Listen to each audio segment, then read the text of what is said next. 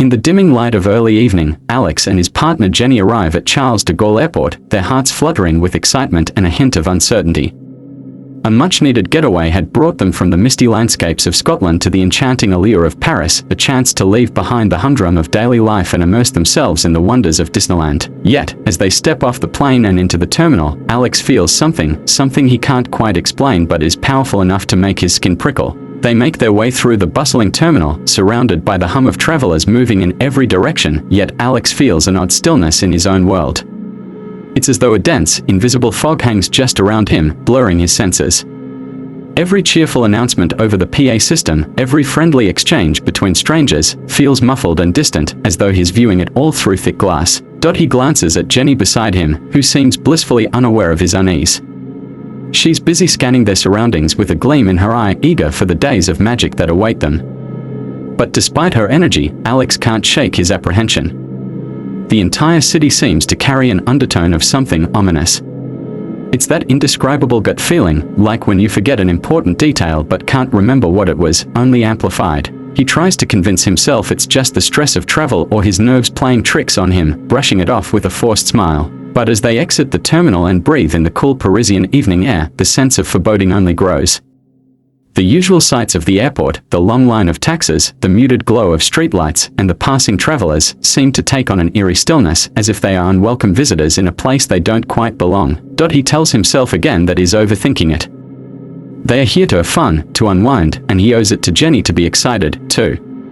So, casting one last uneasy glance back at the terminal, he takes her hand and begins their journey to the hotel, hoping this creeping feeling will fade as the city unfolds its charms. But deep down, Alex can't escape the dread that something sinister, is waiting for them here, hiding in the shadows, biding its time. As they step into their hotel room, Alex and Jenny are greeted by opulence fit for royalty. The room is lavishly decorated, with ornate furnishings adorned in rich, vibrant colors that would make even the most jaded traveler feel like a child in awe.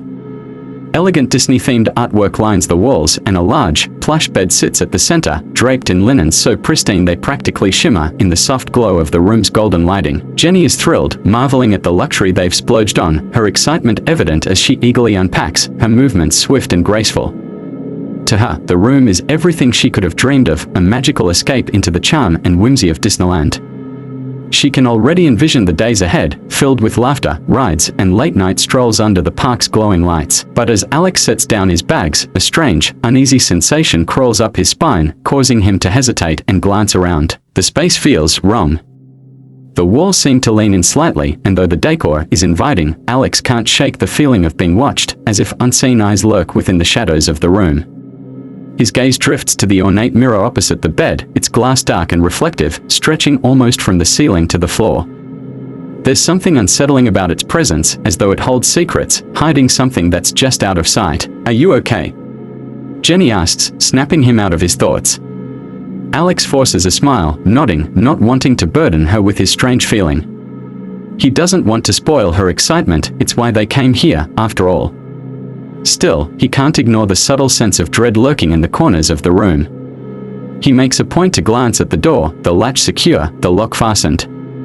But it doesn't ease the strange tension twisting in his gut. They continue to settle in, Jenny's laughter and chatter filling the room, yet the air feels thick and heavy to Alex. It's almost as if the walls are absorbing her joy, sucking the warmth from her voice and casting it into the silence that waits, still and ominous, just beneath the surface. Outside, the last light of day fades away, and the glow from the Disneyland park can be seen faintly through the window. Alex hopes that stepping out of this room will help shake this feeling, that out there, among the crowds and festivities, he might find some comfort. But deep down, he knows the unease will follow him, an unseen presence lingering just beyond the light. With the sun dipping below the horizon, casting long shadows across the park, Alex and Jenny leave their hotel room, eager to find a meal and explore the Parisian surroundings. They are starved, having skipped lunch in the excitement of their journey, and they quickly locate a cozy, dimly lit restaurant just outside the Disney complex. The menu offers a variety of options, but being strict vegetarians, they settle on a simple pizza, relieved to find something they can both enjoy. As they sit by a large window that overlooks the nearly empty street outside, they settle into the quiet atmosphere, savoring the warm food and the peaceful evening ambience. For a moment, it's as if Alex's earlier anxieties have faded into the background. Jenny chats about the adventures they'll have in the days ahead, her eyes alight with excitement, her voice a soft melody against the low hum of the restaurant. Alex watches her, feeling a sense of calm start to wash over him. Maybe, he thinks, he was just overreacting. But as they finish their meal and step back out into the night, that creeping sense of dread slips back over him like a shiver he can't shake. The air has grown colder, and the streets are nearly deserted, cloaked in darkness with only a few flickering streetlights illuminating their path. The silence is thick, punctuated only by the soft sounds of their footsteps echoing down the nearly empty street. Alex suggests taking a shortcut down a narrow alley, hoping to cut their walk back to the hotel by a few minutes. Jenny looks at him, her eyebrows raised with a mix of amusement and caution. "Are you sure?" she jokes, nudging him playfully. "Not exactly the safest choice." He laughs, brushing off her concerns. "Come on, it's not Glasgow," he jokes back, "we'll be fine." She nods, reluctantly, and they step into the alley, the darkness pressing in around them, casting strange shadows on the cobblestone beneath their feet. They walk in silence for a moment, the only sound their soft footfalls. But then, something catches Alex's eye at the edge of the alley, a pair of bloodshot, glowing eyes, staring back at him from the darkness. The figure is tall, towering over them at what seems like 6.5 feet, its silhouette barely discernible in the dim light. Alex freezes, his heart pounding as a wave of primal terror roots him in place. Jenny notices is stopped, turns, and gasps, the creature looming in the shadows, watching them in complete silence. Time seems to stand still. The air is thick and still, as if the night itself is holding its breath. Then, from above, a loud bang shatters the silence, followed by an angry shout, echoing roughly down to them. In an instant, they look up, then back, only to find the figure is gone, leaving nothing but an empty, dark alley. Back in their hotel room, Alex and Jenny rush through the door, slamming it shut behind them and double-locking it with a sense of desperation that borders on panic. The encounter in the alley has left them rattled, the image of those bloodshot, glowing eyes seared into their minds. Alex secures the door with both the electric lock and the chain latch, then grabs a chair and props it against the handle, adding an extra layer of protection against whatever, or whoever, might try to come in. His movements are hurried and jittery, his fingers fumbling as he locks the windows, heart still racing from the dark alley encounter. Jenny watches him, her own unease evident in her wide, fearful eyes. She's trying to put on a brave face, but the terror lingers, filling the space between them like an unseen fog. They huddle on the bed, backs against the wall, clutching each other under the soft glow of the room's bedside lamp. In the silence, every small noise, the creak of the bed, the hum of the air conditioner, feels amplified, adding to the gnawing tension. They attempt to calm themselves, forcing light conversation about their plans for the days ahead, anything to distract from the fear gnawing at their minds. But as the hours tick by, the room grows colder, and the air feels thicker, almost suffocating. The presence Alex felt when they first arrived is stronger now, pressing in on them from all sides. It feels as though the walls are closing in, the shadows lengthening, and the darkness outside is creeping through the tiny cracks beneath the door. Exhausted from the events of the evening, they pull the covers over themselves, still watching the door and window as their eyelids grow heavy. The fear gives way to weariness, and without realizing it, they both drift off to sleep, huddled together, as if that might shield them from whatever haunts the night. Desperate to shake off the horror of the previous night, Alex and Jenny call the front desk and request a cleaner to deal with the gruesome mess.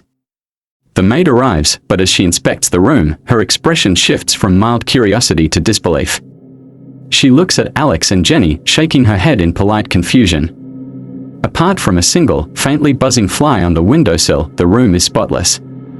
There are no traces of the dead flies or maggots they'd seen moments before. The couple exchange uneasy glances, feeling a growing fear that something far beyond their understanding is at work. In a strained attempt at normalcy, they decide to spend the day in the Disneyland park, trying to lose themselves in the laughter of children and the dazzling colors of the rides. Jenny's laughter rings out as she claps along with performers, her face lighting up as she watches parades and characters passing by. Alex tries to match her enthusiasm, but every shadow seems darker, every corner more sinister. Even in the bright daylight, he feels that the darkness of the hotel room has followed them, lurking just out of sight. As the sun sets and they make their way back, the familiar unease begins to creep over him again. Despite their best efforts to forget the chilling experiences, they both sense the inevitable return to their room looming over them like a storm cloud. As they enter the lobby, Jenny clutches Alex's arm, her voice low. "Maybe it's a spirit," she whispers, "or something bound to that room." He nods, unable to shake the same unsettling feeling. They stop at a store in the park and buy salt and sage, hoping to create some form of barrier against the unknown, anything to reclaim a sense of safety, however fleeting. Back in their hotel room, Alex and Jenny carefully pour lines of salt along the windowsills and door frame, working in tense silence. Jenny lights a bundle of sage, and as the smoke curls through the room, she walks to each corner, murmuring softly under her breath, a protection ritual she's read about but never thought she'd actually need.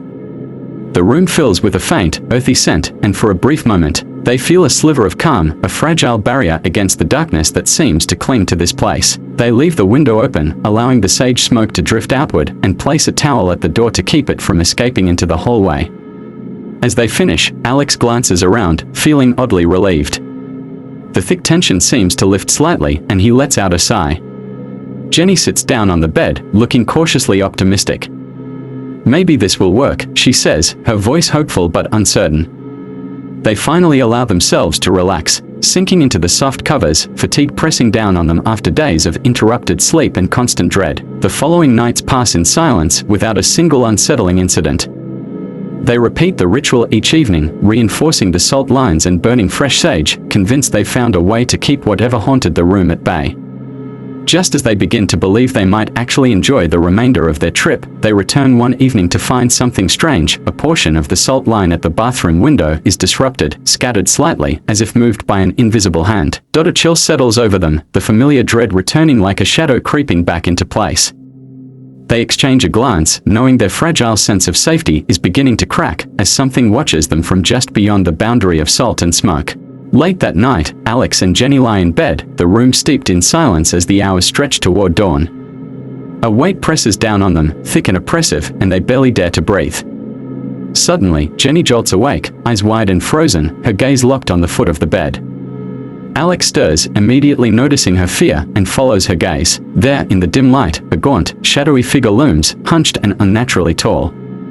Its skeletal arm stretches forward, impossibly thin, almost inhuman, with skin so tight it appears fused to the bone. The creature's fingers are long and bony, ending in needle-sharp nails that glint faintly in the dark. Its mouth stretches into a wide, unnatural grin, filled with thin, razor-like teeth. Alex's body tenses with terror, rooted to the bed, unable to look away. His pulse races, and he finds himself paralyzed, unable to protect himself or Jenny. Desperation overcomes him, and he utters a shaky plea, calling for help to whatever force might listen. At his whispered words, the creature flickers and vanishes, leaving only the suffocating silence. Alex and Jenny sit in stunned terror, knowing they aren't alone in this room, and they never have been. After the terror of the night, Alex and Jenny pack their bags as soon as the morning light seeps into the room, their hands trembling as they shove clothes and belongings into suitcases. Neither speaks, words seem powerless against what they've encountered. The memory of the creature, that skeletal hand reaching out from the darkness, still lingers in their minds, vivid and chilling. Every creak of the room seems amplified, as if mocking their fear. They make their way to the front desk, Alex doing his best to keep his voice steady as he requests a room change. He briefly explains that someone, or something, was in their room, and the manager agrees to move them without question, glancing nervously over his shoulder. A sense of relief washes over them as they follow the bellhop to their new room. But that relief is short-lived. As they walk in, Alex notices faint scratches on the edge of the bed's headboard, and Jenny spots a tiny pile of salt swept into a corner. Their hearts sink, it's as if the haunting presence has already marked this new room. Exhausted but terrified, they know there's no truly safe place left here. Later that evening, Alex and Jenny settle uneasily into the new room, taking extra precautions to ward off whatever malevolent force may still be following them. They sprinkle fresh lines of salt around the room, at the windows, and along the door frame, layering it thicker than before. Jenny burns more sage, filling the room with thick smoke as she circles each corner, her quiet chants barely above a whisper. Despite their attempts to hold on to a sense of control, an undeniable dread clings to them like a shadow. As they finally settle into bed, exhaustion taking hold, a sudden, thunderous knock shatters the silence, echoing through the room like a gunshot. They freeze, glancing at each other with wide eyes before Alex cautiously approaches the door, peering through the peephole. To his relief, it's only the guest from the neighboring room, irritated by the smell of sage smoke drifting through the vents. Apologizing quickly, Alex closes the door, his relief mingled with embarrassment. But just as he turns away, the air in the room shifts. A chill, unnatural and biting, settles over them, filling the space with an invisible weight. The room grows unnaturally quiet, as though something dark is crouched, waiting, just beyond the veil of their understanding. Dotted around 4 in the morning, Alex suddenly jerks awake, a stinging pain slicing down his leg. He kicks out instinctively, gasping as he looks down to see thin, red cuts etching across his calf. Jenny is already awake, terror written on her face as she watches in horror. The bed feels colder, almost icy, as if something unseen has slipped between them and is lingering, malevolent and unseen. That's it, they can't endure another minute. They hastily pack their things, each movement fueled by terror, and race downstairs to check out. Exhausted and traumatized, they flee into the night, desperate to escape whatever horrors Disneyland Paris has hidden within its walls. In the dim glow of the airport terminal, Alex and Jenny sit side by side, bags clutched tightly in their laps, exhaustion etched into every line of their faces. The fluorescent lights overhead feel harsh after the oppressive darkness of their hotel room, yet neither of them minds. This sterile, impersonal environment feels like a sanctuary, a final barrier against the terror that has haunted them since their arrival. They sit in silence, lost in their own thoughts, the vivid memories replaying in their minds, the creature's bony fingers, the creeping chill, and those dark, blood-red eyes watching them from the shadows. As passengers bustle around them, Alex glances down at his leg, where faint scars are already beginning to form along the thin, red cuts from earlier that night.